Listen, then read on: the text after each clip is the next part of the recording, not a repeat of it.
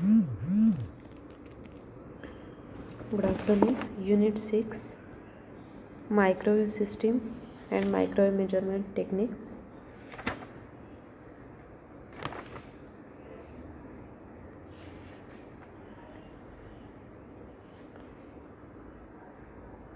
So the point is microwave measurement technique to measure the S parameter. Now the ratio of reflected wave to the incident wave is called S parameter. S parameter means what? Ratio of reflected wave to the incident wave is called S parameter. So the S parameter is defined as the ratio of, we can write here, VR by VI. Now there are some steps for the measurement of S parameter. So the steps are, the first is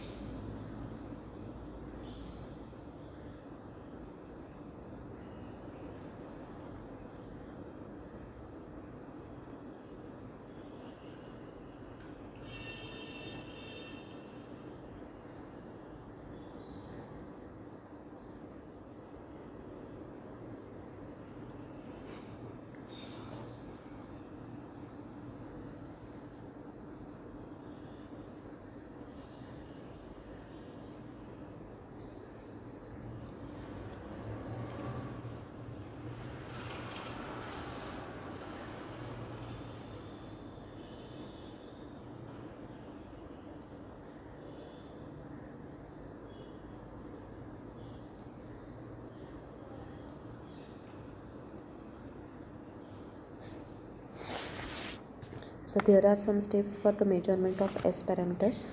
A source is connected to a port where as a matched load is connected to the port end.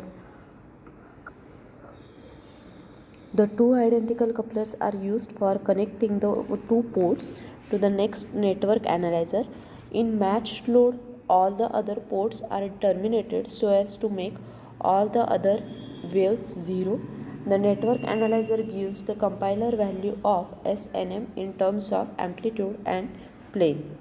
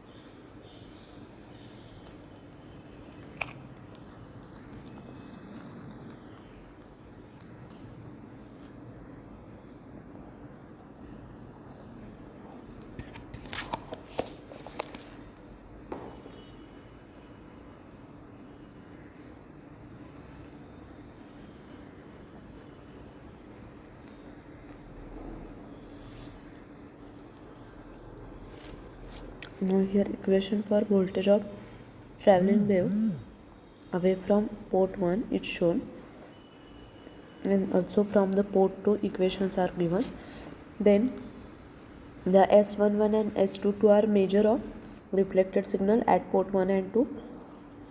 S21 is a measure of the gain or loss of signal from port 1 to 2. S12 is measure of gain or loss of signal from port 2 to 1.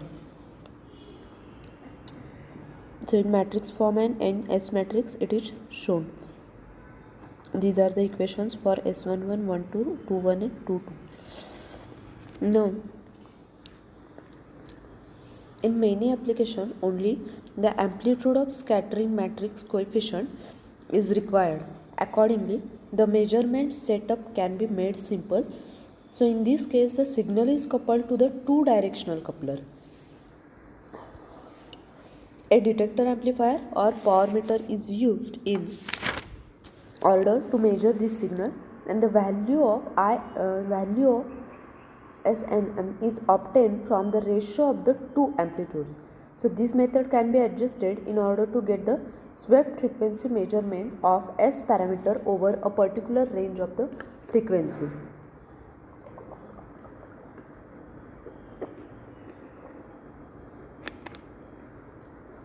For the measurement of swept frequency, the source frequency is changed continuously. It is received as a function of frequency. So the parameter can be seen either on the XY recorder or on the screen of CRO. The sweep oscillator is a general requirement, that is a source whose frequency can be varied by a suitable voltage or current drive. Automatic leveling circuit is used to pass the output of sweep oscillator, and a directional coupler is used by the ALC in order to sample the power DC amplifier, a variable attenuator using a PIN diode, and a feedback loop having a detector.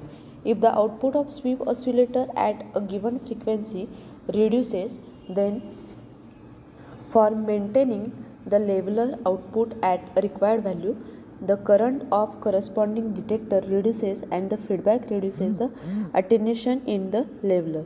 Hence, AHC assures that the incident power is constant and the scattering parameter is proportional to the output of nth port.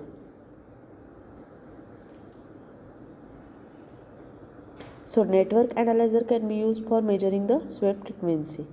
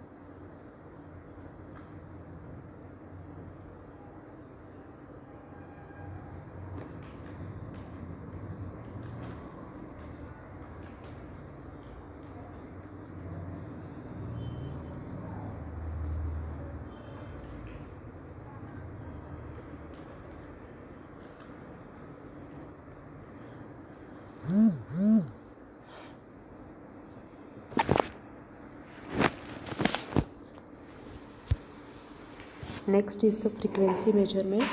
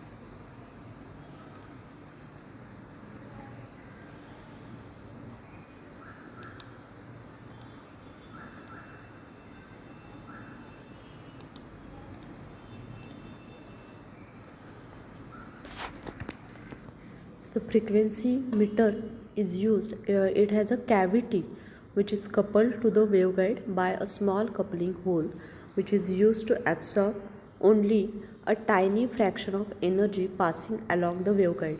Now adjusting a micrometer of the frequency meter, it will vary the plunger into the cavity and it will alter the cavity size and hence the resonance frequency.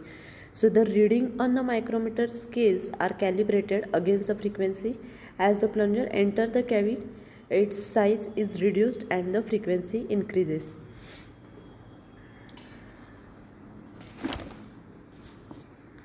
So the mechanical technique or by electronic technique can be used to measure mechanical technique or electronic technique can be used to measure the frequency. The electronic technique are very accurate but are more costly and complex as compared to the mechanical technique. The wave meter is adjusted for a maximum or minimum power meter reading depending on whether the cavity is a transmission or absorption type device. With the transmission type device, the power meter will be adjusted for a maximum and it only allow a frequency close to a resonance to be transmitted through them. Other frequencies are reflected down the waveguide and the wave meter acts as a short circuit for all other frequencies. So for the absorption type wave meter, the power meter will be adjusted for a minimum and it's absorb a power from the line around a resonant frequency and act as a short to other frequencies. The absorbing material used is to absorb any unwanted signal which will cause a disturbance to the system. So the mechanical techniques uses a slotted line and a resonant cavities methods. A proper measurement as well as a calibration of these are required for high accuracy. So this is mechanical technique. It has two types, that is slotted line technique and wave meter technique. Now what is slotted line technique? We will see it.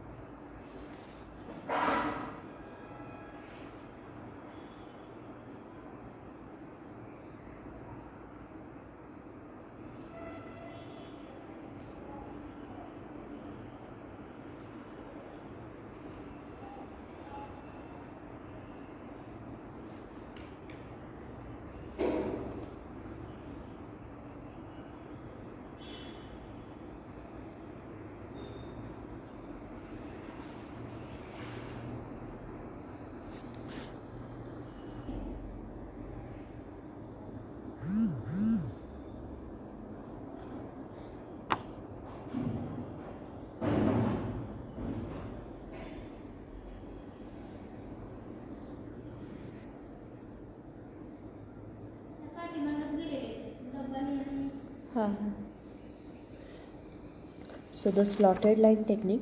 In this method, the standing wave setup in a waveguide produces a minima after every half wavelength. If these minima are detected by calculating the distance between them, then we can find the guide wavelength. So from the value of guide, the wavelength and the physical dimension of the waveguide, the frequency can be found. So this type of frequency is not accurate because the waveguide is dependent on the waveguide dimension.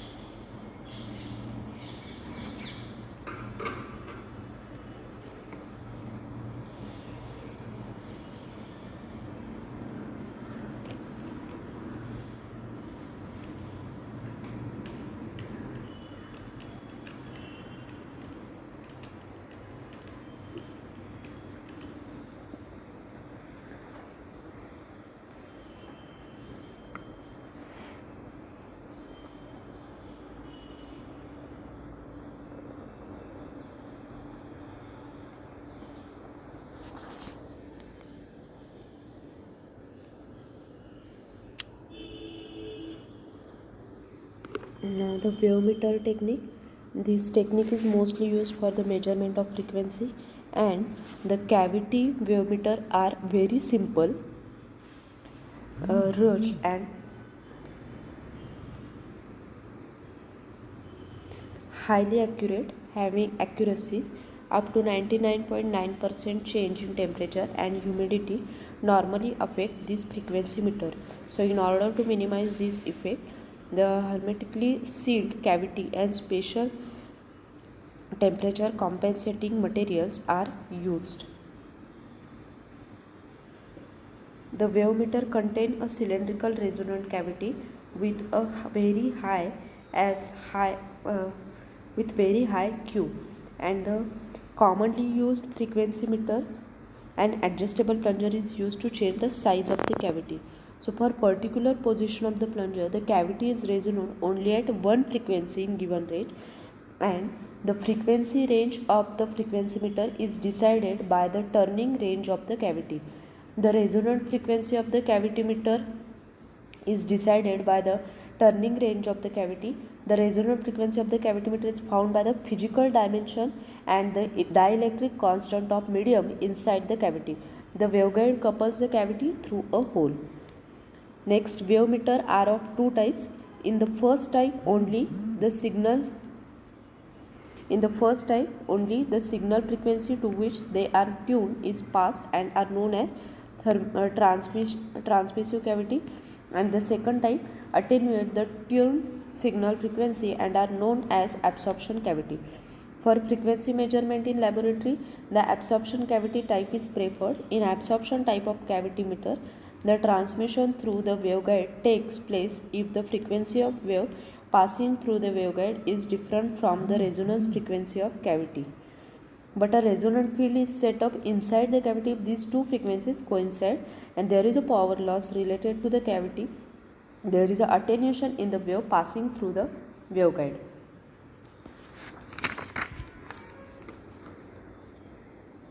Then the next is the electronic technique for the frequency measurement. Now electronic techniques are more accurate, that is 99.99%, but these are very costly. So in this technique, the unknown frequency is compared with the harmonic of known frequency, and transfer oscillator is used to do this comparison. The transfer oscillator uses a null beating technique. Automatic transfer oscillators are also available, which gives a direct display of microwave frequency. The next is attenuation measurement.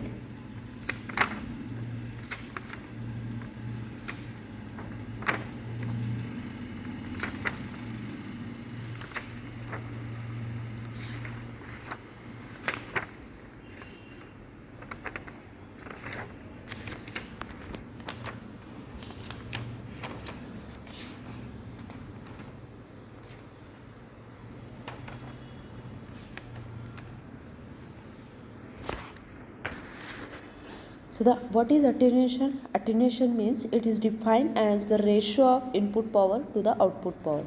Attenuation is ratio of input power to the output power.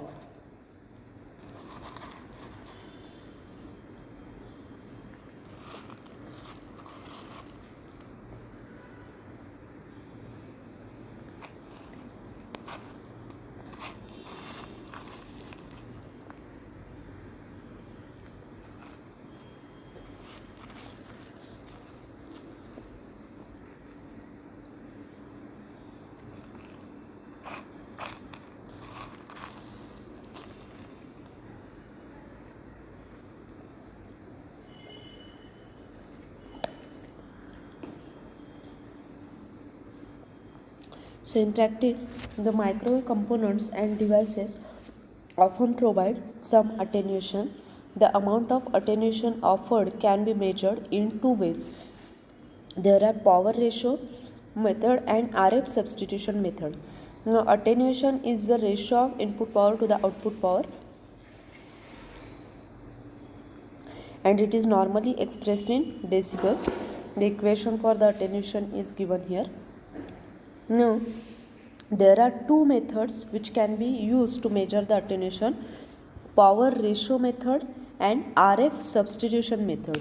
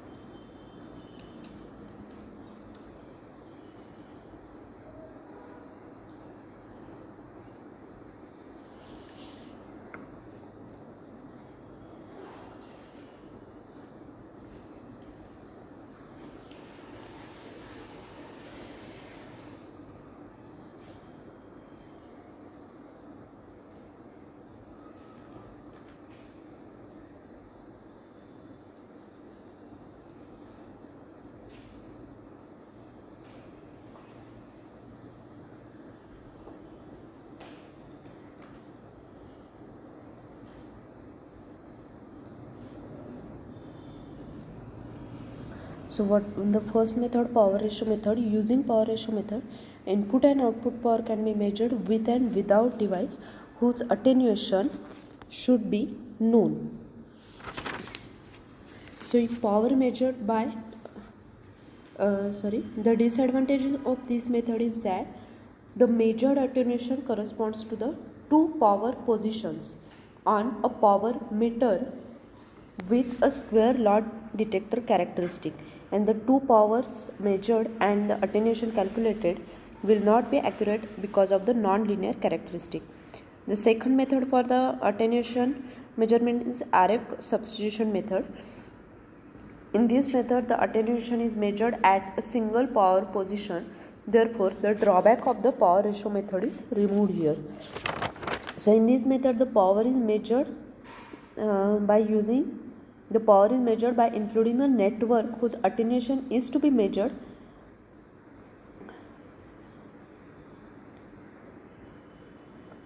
So, these are the two methods for attenuation measurement. Next is measurement of power.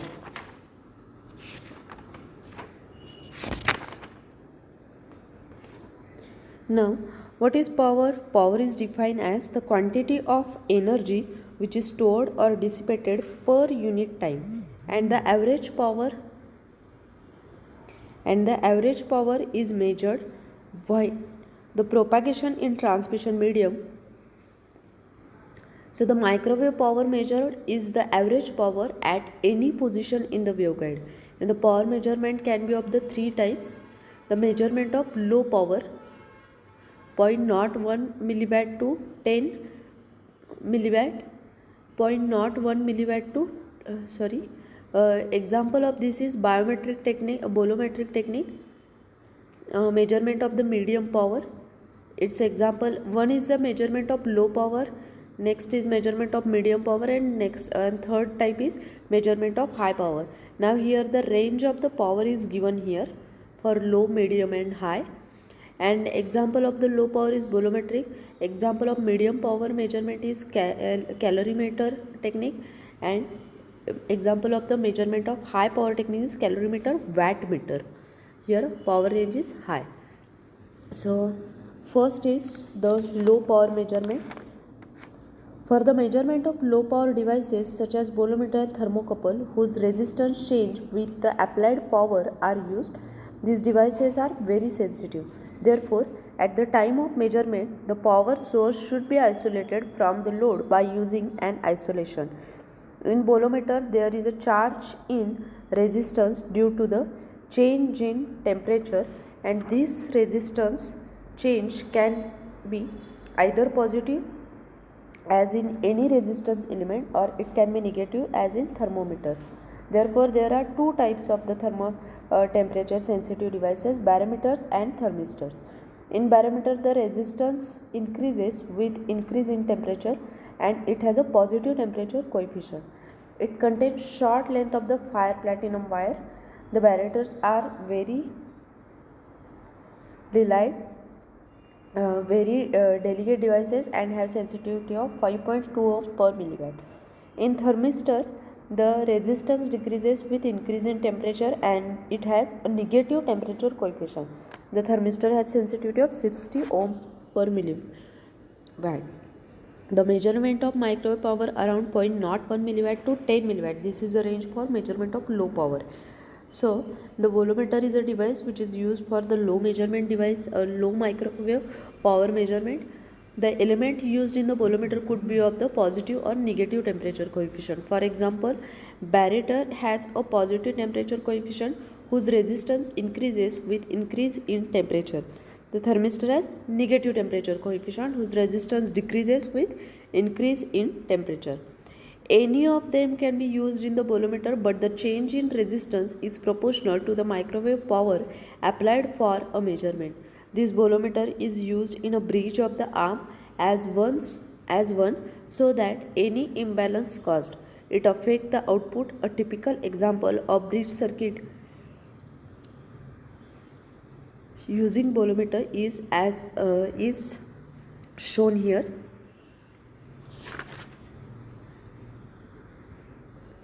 So the millimeter here gives the value of the current flowing. The battery is variable, which is varied to obtain the balance when an imbalance is caused by the behavior of the voltmeter. This adjustment which is made in the DC battery voltage is proportional to the microwave power, and the power handling capacity of this circuit is limited.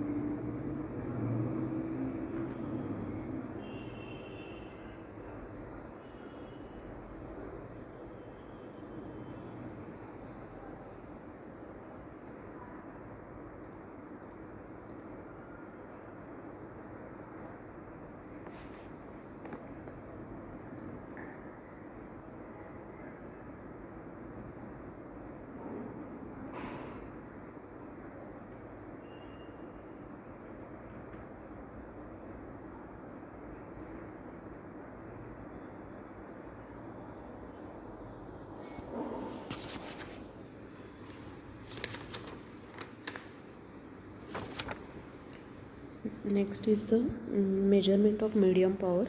Now the power from 10 milliwatt to 10 watt. This is the range for the measurement of the medium power measurement. The calorimeter technique can be used to measure this power, and in this technique the rise in temperature of special load is monitored, and this is proportional to the power which is responsible for the rise in temperature. A special load is employed which usually maintain a certain value of specific heat. So power to be measured is applied at its input, which proportionally changes the output temperature of the load, and that it already maintained. The difference in the temperature rise specifies the input microwave power to the load. The bridge balance technique is used here to get the output. The heat transfer method is used for the measurement of the power, which is calorimetric technique.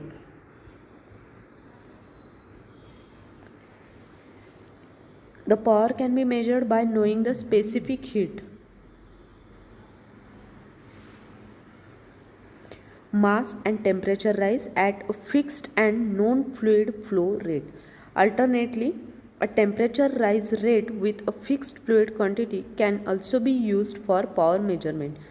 It contained two similar temperature sensitivity resistors in two arms, an amplifier, wattmeter, and two load resistor. The unknown microwave power is sensed by the input load resistor, and the input temperature gauge and input load are placed close to each other so that the temperature of the gauge is raised when the heat is generated in input power. This causes the unbalance in the bridge, and the imbalance signal is amplified and then applied to the comparison load resistor, which is placed nearer to the comparison gauge. So the heat produced in comparison load resistor is transferred to the comparison gauge and the bridge is rebalanced. The components are immersed in an oil stream for immediate balancing of bridge and also for the efficient heat transfer. Next is measurement of the medium power.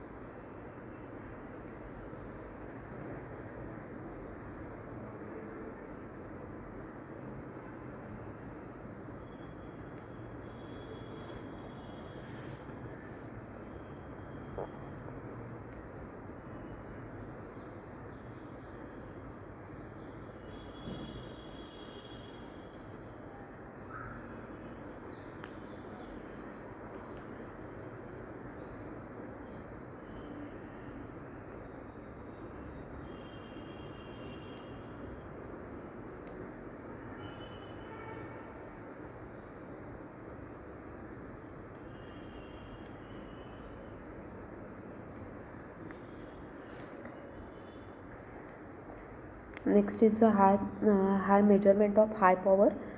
So the power from 10 watt to 50 kilowatt is considered for high power measurement. Normally high power are measured by the calorimeter, wattmeter.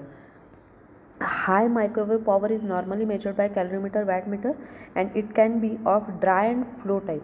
The dry type is named so as it uses a coaxial table which is filled with dielectric or high hysteresis loss, whereas the flow type is named so as it uses a water or oil or some liquid which is a good absorber of microwave. The change in temperature of the liquid before and after entering the load is taken for the calibration of the values, and the limitation in this method are like a flow determination, calibration, and thermal inertia. So power is here, power is directed into a well matched liquid load and liquid absorb it completely. The liquid may be oil, water, or any other liquid which is good absorber of microwave. Advantage of this technique is that there is no leakage of microwave energy either through a lossy line or by radiation. So there are some types of sensor which are used for the power measurement like Schottky diode, thermocouple, and bolometer. These three are the sensors. Now the next is measurement of phase shift. In practical working conditions, there might occur a phase change in the signal from the actual signal. To measure such a phase shift, we use a comparison technique by which we can calibrate the phase shift. For measurement of phase shift, one should be aware of network electrical length, as it is not possible to find the difference between 1 quarter wavelength and 5 quarter wavelength. So each wavelength relates to a phase shift of 2 pi radian. When the approximate electrical length of the network is known, then the phase shift is introduced by a microwave network and it can be measured. So microwave source is modulated using a sine wave of 1 kilohertz. Then the output of source is divided into two equal parts by H plane T junction. One part is passed through a network whose phase shift is to be measured, whereas the other part is passed through a calibrated precision phase shifter. Now the standard phase shifter is adjusted till the 2 demodulated sine wave of 1 kHz and CRO is in phase. Now here the diagram is shown for the measurement of the phase shift. So after the microwave source generate the signal, it is passed through H-plane T junction. The demodulated output is 1 kHz sine wave which is observed on CRO connected. This phase shifter is adjusted such that its output of 1 kHz sine wave also matches this, and after matching is done by observing the dual mode CRO. This precision phase shifter gives us the reading of phase shift. It is clearly understood by this figure. So first is due to the first path and second due to the second path. Next is measurement of VSWR. Now what is VSWR? It is voltage standing wave ratio measurement. So in any microwave practical application, any kind of impedance mismatches lead to the formation of a standing wave. The strength of this standing wave is measured by a voltage standing wave ratio. So the ratio of maximum to minimum voltage gives the VSWR, which is denoted by S. Now here equation for the VSWR is given. It gives the degree of mismatch between the load and the transmission line and the phase, and hence the minimum position is shifted by a complex load. Therefore VSWR is used to calculate the load impedance and position of minimum point on the line with respect to load. In any microwave circuit, a measure of level of impedance matching is given by VSWR.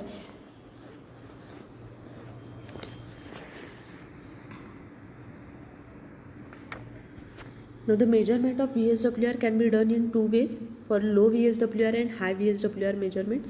Low means value of S is less than 10. The measurement of low VSWR can be done by adjusting the attenuator to get a reading on a DC millivoltmeter, which is VSWR meter.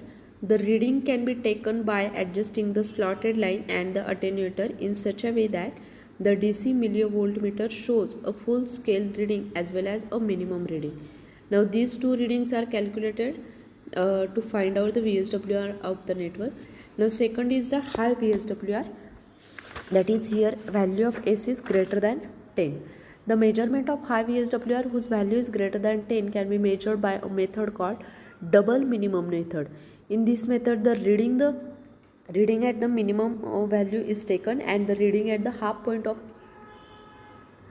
minimum value in the crest before and the crest after are also taken, and it can be understood by using this figure.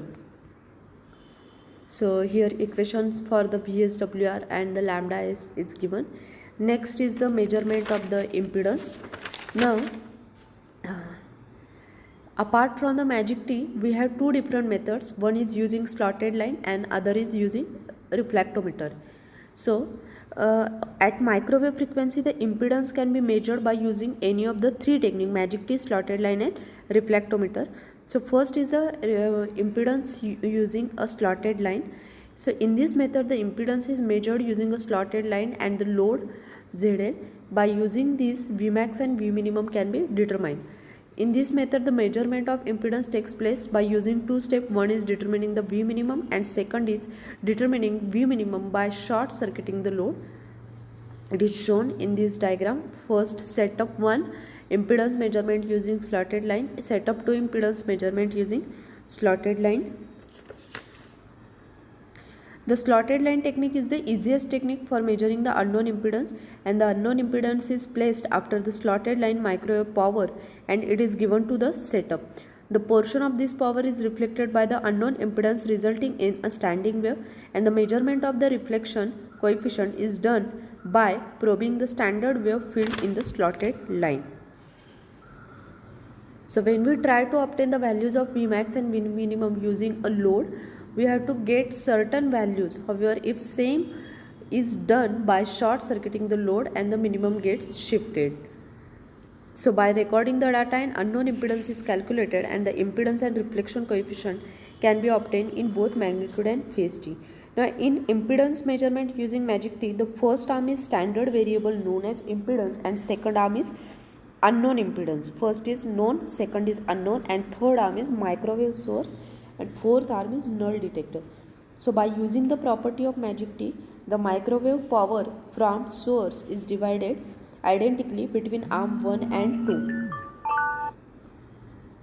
As these impedances are not identical to the characteristic impedance, there will be a reflection from arm 1 and 2, and the reflected power is given to the arm 4, which is connected to null detector. Now the impedance measurement using reflectometer. Reflectometer is used for impedance measurement at microwave frequency without using slotted line, and this method shows the magnitude of impedance but not the phase angle. So forward detector measures the incident power, whereas reverse detector uses a reflected power. The incident power and reflected power are sampled from the load by using two directional couplers. So these are the different methods used for the these are the different methods used for impedance measurement. Thank you.